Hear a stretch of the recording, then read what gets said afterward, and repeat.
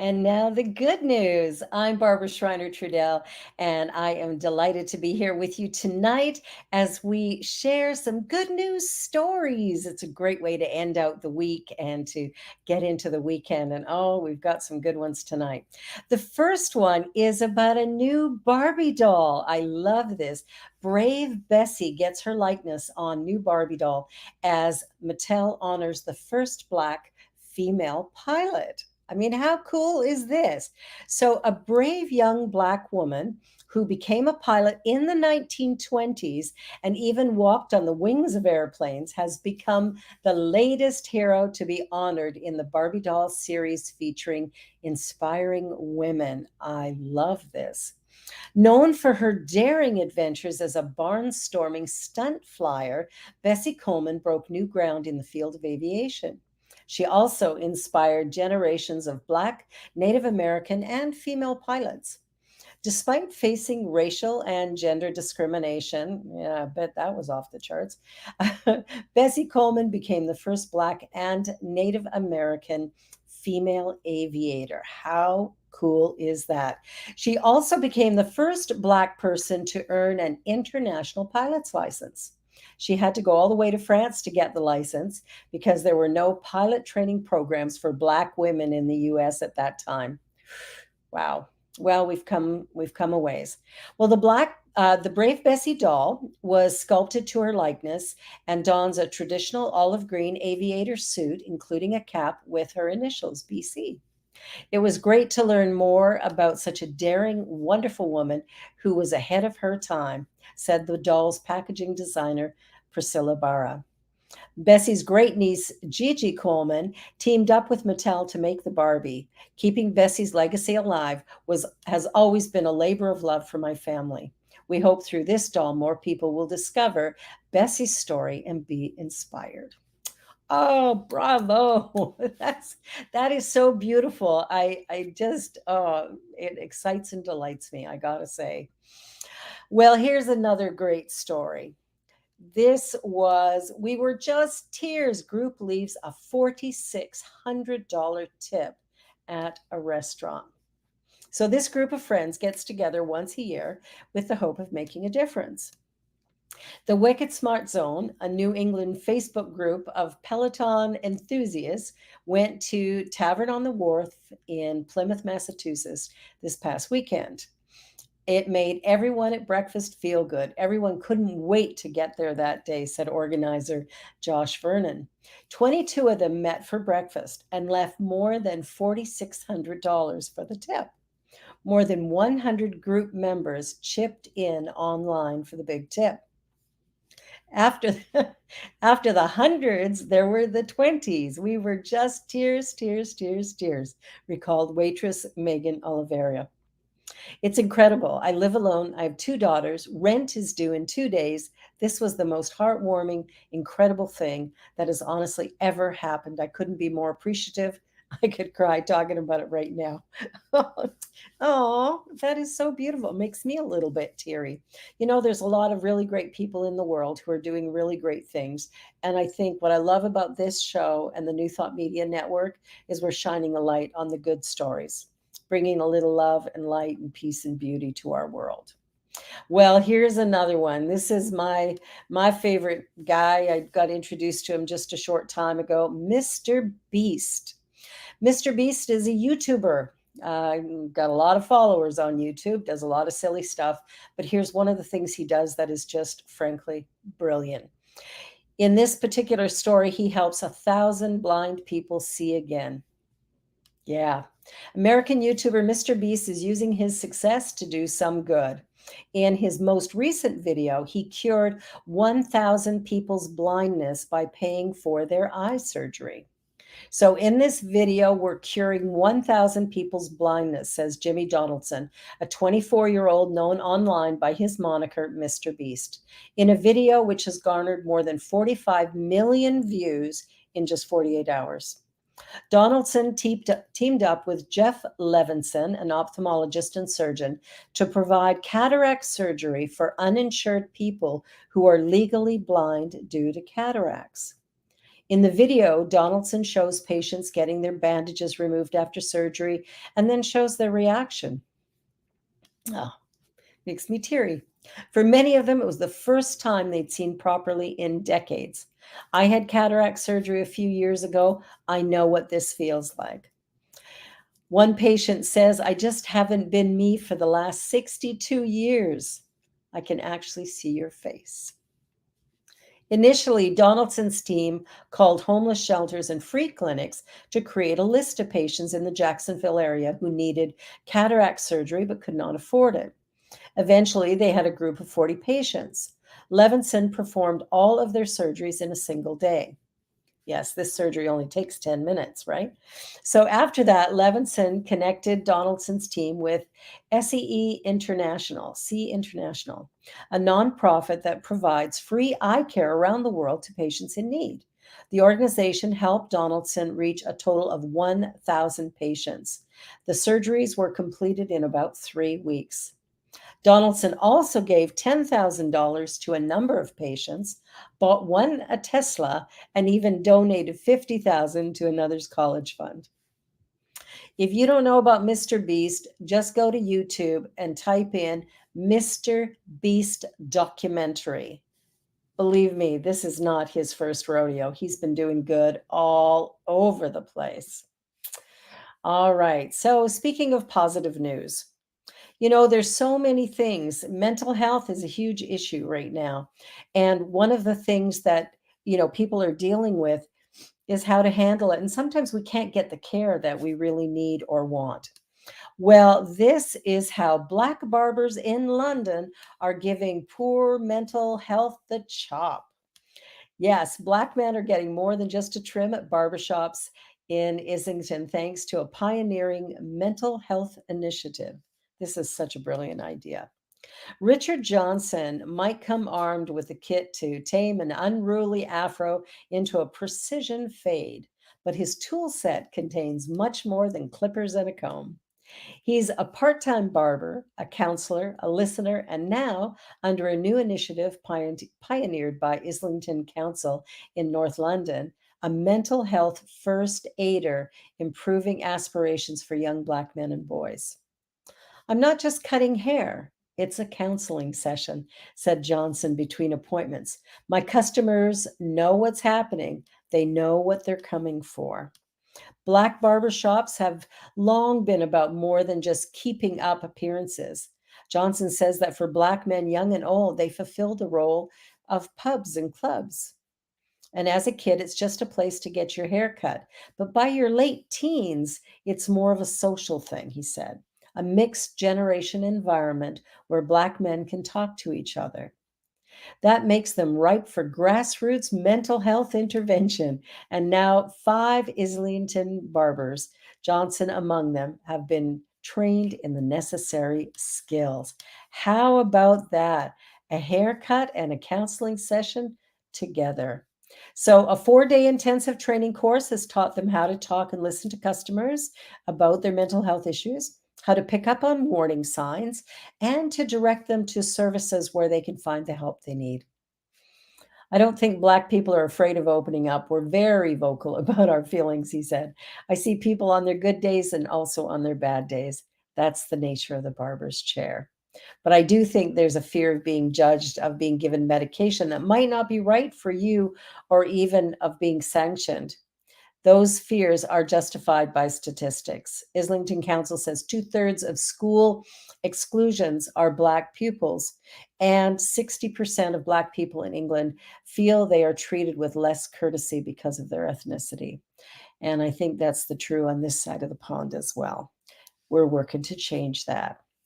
Well, here's another interesting story. This one, oh my gosh, Finland. We do things around the globe here. So, Finland has finally decided that it will allow people to legally change gender by simply declaring it. The government also eliminated a law requiring trans people be sterilized before legally changing their gender. Yes, I was horrified to hear that. Finland's parliament has passed a law making it easier for transgender people to legally change their gender and eliminating past policies requiring trans people to be sterilized and diagnosed by a psychiatrist before making the change. The law passed in a 113 to 69 vote within the country's 200-seat parliament. Also, people over the age of 18, it allows people over the age of 18 to legally change their gender by making an official self declaration after a required 30-day period of reflection. The new law prohibits individuals from changing their declared gender more than once a year. This provision was added to prevent men between the ages of 18 to 60 from changing their gender to avoid mandatory military service. I don't know how many people would do that, but who knows? But isn't that beautiful news? People get to be who they are, to love who they are, and to live in the skin that suits them best and to honor their true identity. And that makes my heart feel good. Okay, well, we're going to take a little short break here and then we're going to come back with a story about a good cop. Don't go away. You're watching The Good News.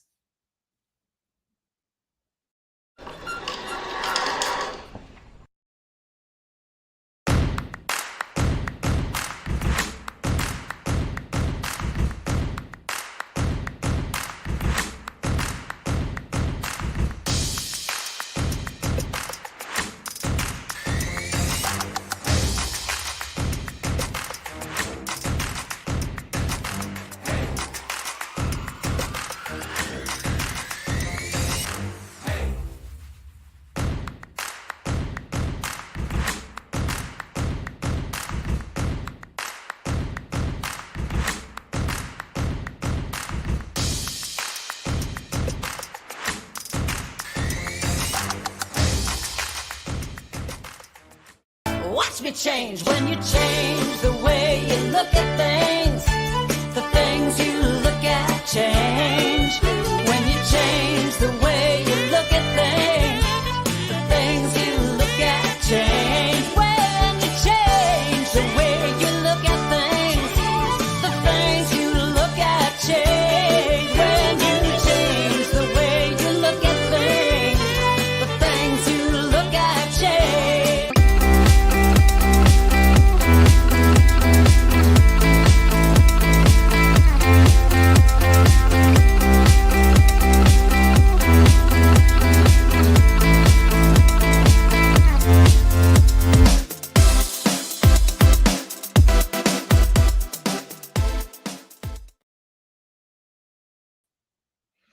The good news, we're back. Well, so this happened in Montana.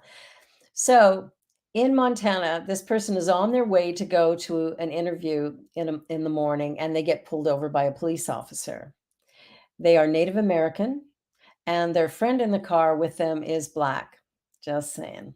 So both brake lights decided to go out. And as the police officer walked to the car, the person was Billy pulling out their stuff. The cop quickly said, "Don't worry about pulling anything out. I just want you to know that your brake lights are out." So immediately upset because I just got them replaced. This person said, explained how Firestone wants to charge me $600 just to run a test on the wiring of the car. And so, police officer looks and says, "Look, pop the trunk." So he checked the lights in the trunk, tapped them, but they didn't come on. So then he told this person to pop the hood and he checked the relay box, then asked, to get out and check the other one. They worked on the wiring under the dash. He could have easily given a ticket, but Officer Jenkins stepped out of the officer role and into the mechanic role and human role to make sure all was well. And by the way, he fixed the lights. Not everyone is a racist or a bad cop. That is good to know. Love that story. All righty. So here's another. I'll tell you, there is so much good news that we could run this show every day of the week because there really is so much good news. So best friends win $1 million lottery and spread the wealth within their hometown. They did so much stuff. So besties, Joanne McQueen and Marlissa Mercer won $1 million playing the lottery and immediately decided to keep the good vibes rolling by giving heaps and heaps of it away to the community, identifying several causes and charities in their hometown of Orillia. Now, Orillia is just a little outside of Toronto, where I am in Ontario, Canada. So they gave fat checks, and the local news reports making a huge difference. So, first of all, McQueen describes the moment that she scanned the ticket at her Lotto Max machine in her neighborhood Shoppers Drug Mart. There was no ring a ding ding, and instead, there were no sounds at all. The screen simply read $1 million and a free play. She recalls being stunned and that she began to shake. It was pretty cool, she remembers. Well, they donated varying amounts to places that McQueen's brother, who died recently due to alcoholism, might have accessed during his life, which included Soldiers Memorial Hospital, the Orillia SPCA, and the Farley Foundation, an Ontario based charity that helps low income pet owners take care of their animals. How sweet is that? They also donated to the Salvation Army, the Royal Canadian Legion Poppy Campaign in Orillia, Mariposa House Hospice, the Comfy Cat Shelter, and the Sharing Place Food Center, which helps the economically disadvantaged get access to nutrient dense fruits and vegetables. They are completely focused on how they can help to make this community a better place through this win.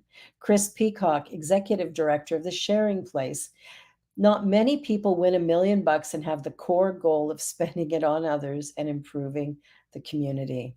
For the Comfy Cat Shelter, the $10,000 check they received was the fifth highest donation in this no kill shelter's history. I love no kill shelters.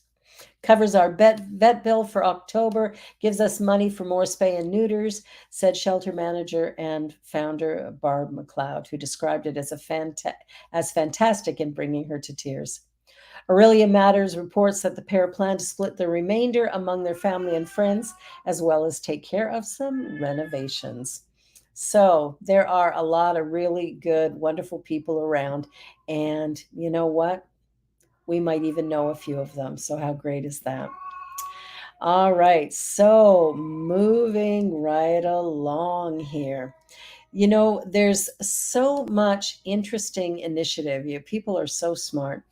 This US startup makes building materials out of fast-growing grasses to capture more carbon than trees. A startup looking to find better ways to mass produce lumber for construction has swapped trees for grass. Turns out that with sophisticated laminating and molding machines, the fibers of certain grass species can be just as strong as wood, but lighter and orders of magnitude faster to produce. Entrepreneur Josh Dorfman founded Planted with two former SpaceX engineers. Their flagship prop Their flagship product is a seemingly regular pressed wood panel for home building, but one that's made from a fast growing species of grass, which nevertheless can absorb 30 tons of carbon dioxide via photosynthesis throughout its lifetime. That is a lot of carbon dioxide. Capable of being harvested 3 times in a season rather than once in 20 years, as in the case with pine wood, the potential is there to drastically lower the cost of lumber for home building and increase the carbon capture potential of the timber industry. We see the greatest opportunity to lock away the most carbon when we make a superior product than what exists today, and do it in a way where the end customer can still build exactly the same way. They don't have to change in any respect. That is very, very cool. Fibers in grass and wood are chemically similar. The cellulose from grass is fed into plants. I'm not sure how you pronounce that. Plants shredding machines down in North Carolina before being processed into any size panels. When counting for the carbon stored in the plant fibers, the manufacturing procedure is carbon negative, meaning it stores in the product more carbon than it takes to produce the electricity needed to run the machines. Good news all the way around. You gotta love that. All right, here is wow, this is really interesting. A rare jacket's been found. Now, this is a 170-year-old Cree jacket, and it turned up at a vintage shop in the UK. And what they'd like to do is reunite it with its community. So this jacket, isn't that beautiful? Wow. So, a rare indigenous Canadian jacket, believed to be more than 170 years old, has turned up at a vintage clothing warehouse in the UK.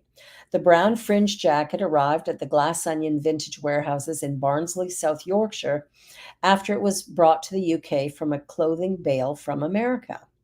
After the authenticity was confirmed, the store began thinking of ways to reunite its community rather than selling it.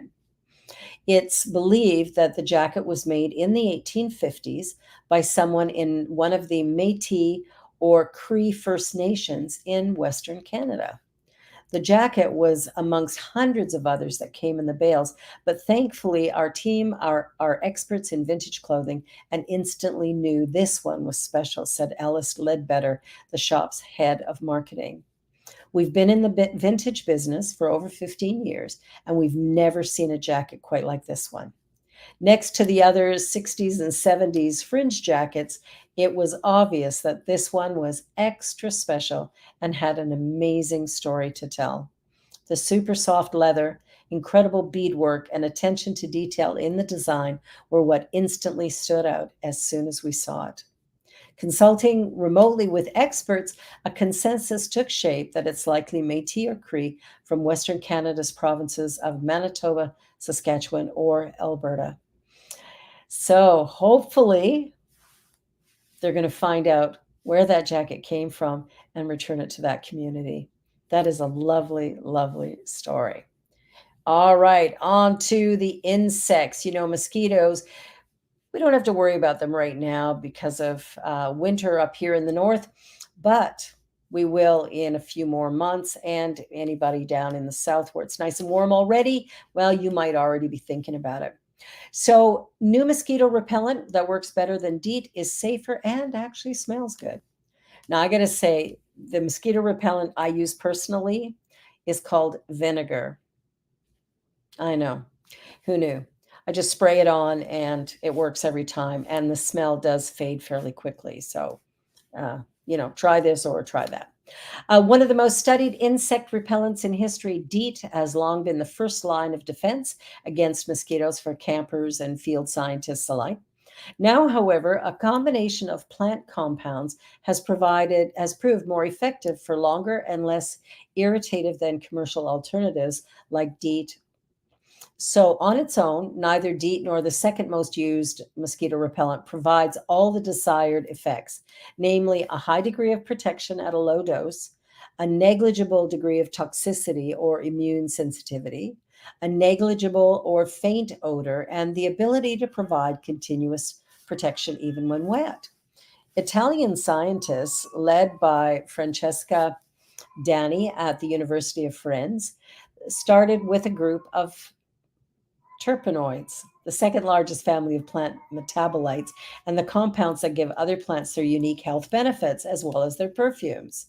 Since most naturally occurring plants endowed with an insect repellent activity show a short protection time against these insects, many because of their volatility, we hypothesize that derivatives of two well known repellents put together would have a longer protection time.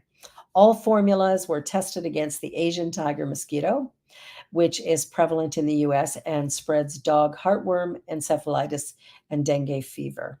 Converting these terpenoids into groups of cyclic, okay, these are a lot of big words. So, creating this wonderful repellent, it's as effective as DEET, but without the unpleasant odor and the short span of protection. In fact, this repellent lasts a full 8 hours, 6 more than DEET. How good is that? So the next time you're looking for something new, this is your new go-to. this new repellent come summer. I can't wait till it gets here. It's an exciting thing, summer. Winter, that's an exciting thing too.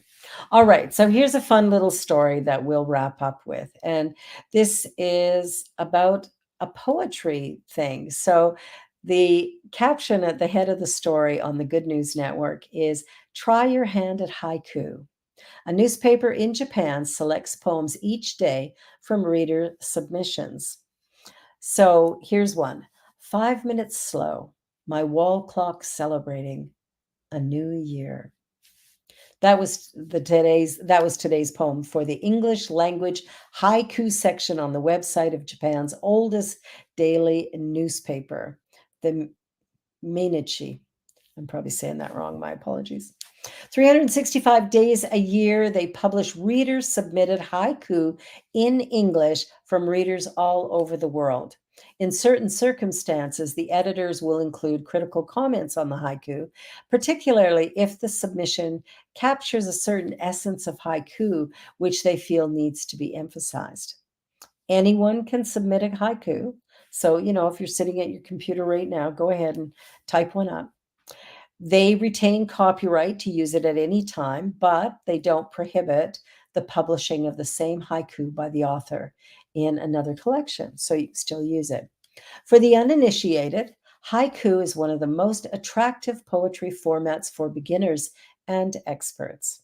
Several different forms exist, but most are 3-line poems with set numbers of syllables, such as 3-5-3 or 5-7-5 or 3-5-4. With so little room to express oneself, haiku often has to balance the poet's perspective on both the vast and the precise. This makes the Haiku Daily extra special because readers get to see what different people from different cultures are thinking and feeling every day. So this is one that the news writer of this article picked out, recently published their best of 2022, and this was the one that had struck this person. Thunder cracks. In the drawer, one spoon clinks against another. So simple, so lovely, so beautiful, and you can participate.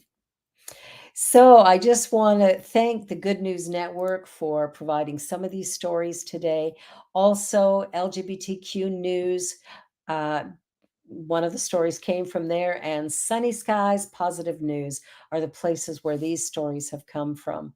So glad you could join us tonight. Be sure to be back next week, and I'll be here the 1st of March. Go figure. So that's the good news for this Friday, February the 3rd. And I'm Barbara Schreiner Trudell, delighted to be here with you, and I look forward to seeing you next time. Let's keep the good news rolling. Good night, everybody.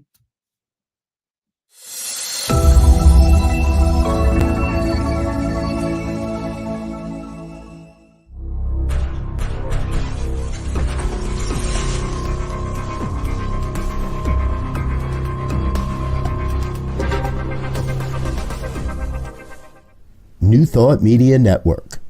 We are a global broadcast network of positive music, media, and entertainment, inspiring humanity's evolution along the journey of enlightenment and creating a world of love, peace, empowerment, and prosperity for all. New Thought Media Network. Positively inspiring.